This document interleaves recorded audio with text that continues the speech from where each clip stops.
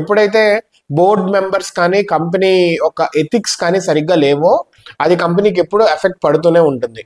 And కొన్ని financial institutions దీన్ని exit అయిపోమన్నారు immediate గా. రీసెంట్ గా లైక్ కొన్ని ఇయర్స్ బ్యాక్ ఐసిఐసిఐలో కూడా ఏదో జరిగిందని చెప్పి అప్పుడు బాగా పడింది. But now this is good.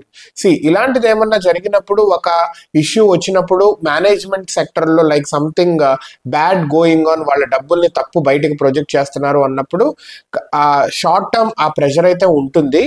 And ఇలా తప్పులు చేయడం అనేది like that is not at all acceptable.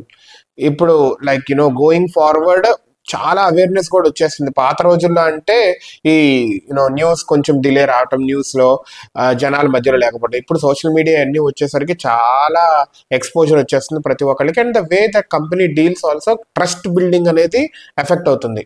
So కొన్ని ఫైనాన్షియల్ ఇన్స్టిట్యూషన్స్ ఎగ్జిట్ అయిపోమంటున్నాయి. 50% దగ్గర పడిపోయినా కానీ 530s లో ఉండేది 280కి పడిపోయింది.